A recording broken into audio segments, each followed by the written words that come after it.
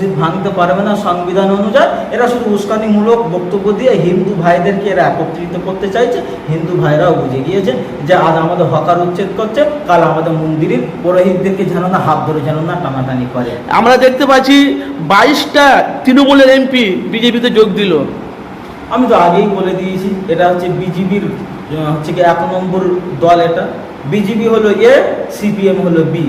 BJP হলো 1 নম্বর, TMC হলো 2 নম্বর। এ নিয়ে কোনো মন্তব্য নেই। আর একে যে অভিষেককে যে তোমার ডিম ছুঁড়ে ডিম ছুঁড়ে ওরকম মেরে অপমান করলো, সোশ্যাল মিডিয়া আমরা দেখতে পাচ্ছি ভিডিওটা এত ব্যাপক হারে ভাইরাল হয়েছে। এরকম রাজনীতি ময়দানে দেখিনি কোনো নেতাকে কোমরে দড়ি বেঁধে অন্তত ডিম ছুঁড়ে মারছে। সেটাকে আপনি কি কোন আইনত আছে এটা, না কি আপনি কোন নজর দেখছেন?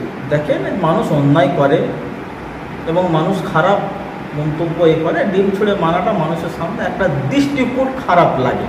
তবে মানুষ আবেগে মারিনি, মানুষ বিবেকে মেরে ফেলেছে। এর জন্য যে মেরেছে দায়ী সেই হবে। আমার মনে হয় সংবিধানে নেই।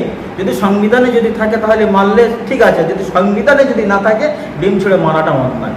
তাহলে তৃণমূল বাংলায় আসছে না, তাই তো? না, তৃণমূল নামক দলটার বাংলায় নেই, বাংলা থেকে এর চলে গিয়েছে। সকাত বলেছিল নয় ভাঙড়ে নওশাদের নাম নিয়েছিলাম মিটিয়ে দেবো, আজকে তো সকাতেরই নাম নিয়েছিলাম মিটিয়ে গেল, জেলে ভাত খাচ্ছে। ও একজন কি বলা যায়, শওকত হচ্ছে একজন সন্ত্রাসবাদী। ও মানুষকে যেমন ক্ষতি করেছে তার ফল আসবে জেলে। আমার তো মনে হয় ওর তো শাস্তি কম হচ্ছে, ওর তো মাথায় আগ লাগিয়ে ইট মারা দরকার ছিল শওকত মোল্লা। বাংলায় দেখতে পাচ্ছি তৃণমূল 15 বছর রাজত্ব করে ফুরফুরা এসে বলেছিল আমি রেল করব। এখন দেখছি বিজেপি সরকার এখন রেল লাইন করার জন্য প্রস্তুত হয়ে গেছে। শ্রীরামপুর তারকেশ্বর না তোমার বাড়িপাড়া তারকেশ্বর মানে ফুরফুরা শরীফ এ কয়েক জায়গা দিয়ে রেল তৈরি করছে, মানে ঘোষণা করে দিয়েছে বিজেপি সরকার। তো তৃণমূল এতদিন নাটক করলো ফুরফুরা মানুষের সাথে। এটা অবশ্যই নাটক করলো। ফুরফুরা ভারতের দ্বিতীয় তীর্থভূমি স্থান, মুসলিম তীর্থভূমি স্থান। এটা বিজেপি এখন চাইছে মুসলিম ভোটটাকে একত্রিত করতে।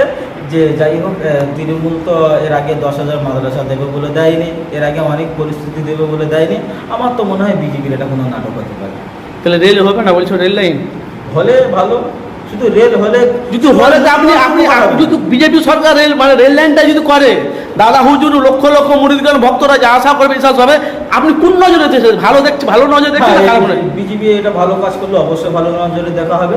আমার তো মনে হয় রেল লাইনটা করছে শুধু মুসলমানদের উপকার তা হবে না, হিন্দু জাতি ধর্ম যত ভারতে যত ধর্ম আছে, হিন্দু দলিত আদিবাসী খ্রিস্টান জৈন যা আছে প্রত্যেকের উপকার হবে। কিন্তু মুসলমানের উপকারের জন্য রেল করাটা আমার মনে হয় ফালতু হবে। আপনার নাম কি? আমার নাম মোহাম্মদ সাবির হোসেন। বাড়ি সন্দেশখালী, সরকারি থানা। Okay this.